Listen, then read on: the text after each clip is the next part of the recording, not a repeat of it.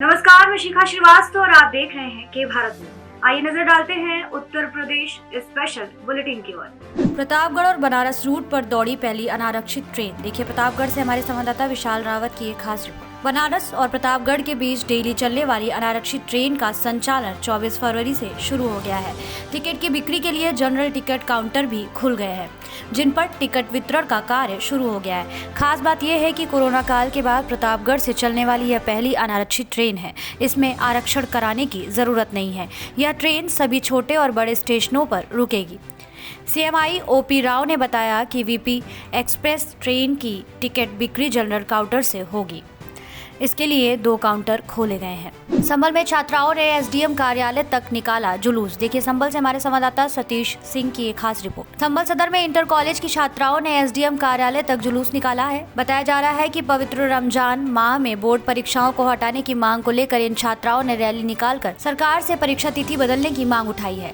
छात्राओं ने मुख्यमंत्री को संबोधित एक लेटर SDM की अनुपस्थिति में कोतवाली प्रभारी को सौंपते हुए कहा है कि सरकार परीक्षार्थियों के हित में कदम उठाते हुए बोर्ड परीक्षा की तिथि बदले। देखिए इस मामले में क्या कहना है छात्रा रबिया व छात्रा सानिया का। तो कौन सी क्लास की छात्रा हो? 12। कौन से स्कूल में पढ़ते हो? Nawab Mahmood Ansari girls inter college. आप यहाँ आए हैं किस वजह से आए?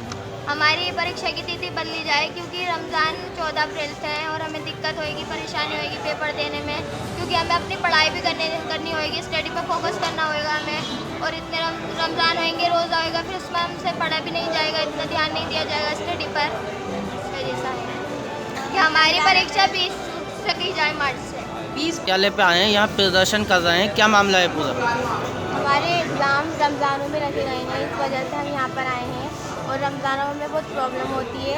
हम रमज़ान में हम अपनी इबादत भी करते हैं, तिलावत करते हैं कुरान की, इसमें हम अपनी स्टडी कैसे करेंगे उस पर फोकस नहीं कर पाएंगे।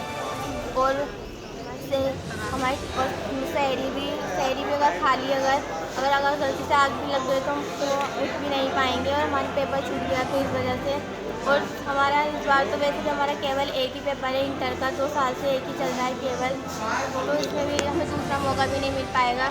हमारे पेपर आगे किए जाएँ, 20 मार्च से किए जाएँ, पीछे किए जाएँ। क्या नाम है आपका? इकरा। कौन से क्लास में? Inter class. लखनऊ में मड़ियाव पुलिस ने एक शातिर टप्पेबाज को किया गिरफ्तार। देखिए लखनऊ से हमारे संवाददाता मोहम्मद दाऊद की एक खास रिपोर्ट। लखनऊ में मड़ियाव पुलिस ने बैंकों में रेकी करने वाले एक शातिर टप्पेबाज को गिरफ्तार किया है। इसके पास लोगों से लूटी गई 4.5 लाख की रकम बरामद की गई है। इस आरोपी के 3 साथी अभी भी फरार चल रहे हैं, जिनकी जाँच में पुलिस जुटी हुई है। प्रेस वार्ता करके DCP नॉर्थ रईस अख्तर ने इस बात की जानकारी दी है।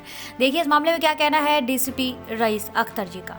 राजधानी लखनऊ में लूट और टप्पेबाजी जैसी बढ़ रही घटनाओं को मद्देनजर रखते हुए राजधानी कमिश्नरेट पुलिस ने पूरी तरह से अपनी कमर कस ली है। तो वहीं लखनऊ कमिश्नर DK ठाकुर के दिशा निर्देशन पर ताबड़तोड़ अपराधियों की गिरफ्तारी भी जारी है। इसी क्रम में लखनऊ की मड़ियाव थाना पुलिस को एक बड़ी कामयाबी हासिल हुई है और इस मामले पर हमारे साथ बात करने के लिए मौजूद है DCP नॉर्थ रईस अख्तर जी। आइए बात करते हैं और जानते हैं कि आज जो ये खुलासा किया गया किस चीज़ को लेकर।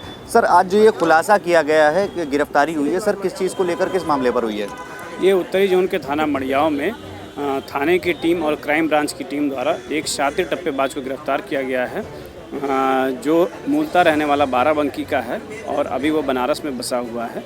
हाल ही की टप्पेबाजी की जो कमिश्नरेट में घटनाएं हुई हैं, इसमें इसका रोल था और इसके पास से लगभग 4.5 लाख बरामद किए गए हैं। इसने पूछताछ में बताया कि जो 30 जनवरी को मड़ियाव में 9 लाख की टप्पेबाजी कर लूट हुई है, उसमें इसके 3 और साथी भी थे और इन्होंने ही मिलकर के चारों लोगों ने शहादतगंज की जिसमें 1 लाख का, गोसाईगंज में जिसमें 4 लाख और वेस्ट में एक 44,000 की भी टप्पेबाजी कर लूट की घटना को इन्होंने अंजाम दिया है।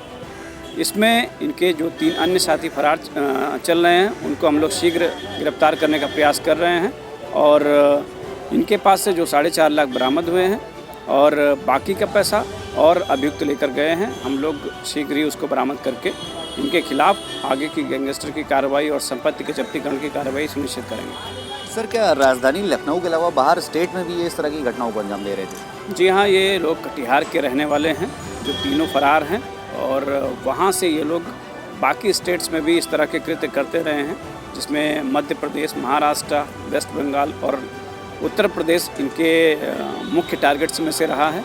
और उत्तर प्रदेश के बहुत से ज़िलों में इनके खिलाफ़ FIR दर्ज हैं, जिसमें सीतापुर, बनारस, हरदोई और लखनऊ में इनके खिलाफ़ अभियोग दर्ज हैं और ये कई थानों से वांटेड चल रहे हैं।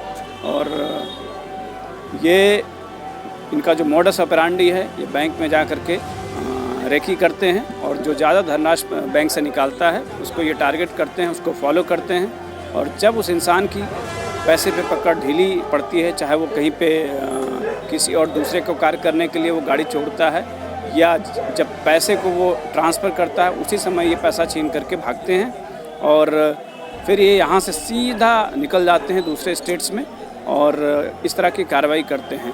ये बहुत ही शातिर किस्म के हैं और लगभग सैकड़ों की संख्या में इन्होंने ये घटनाएं की हैं और हाल की जो 4 टप्पेबाजी और लूट की घटनाएं हमारे कमिश्नरेट में हुई हैं, इसमें भी इन लोग का हाथ है।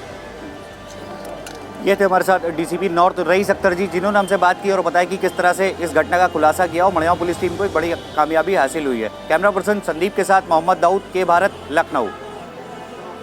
ऐसी तमाम खबरों के लिए हमारे साथ बने रहिए और देखते रहिए के भारत।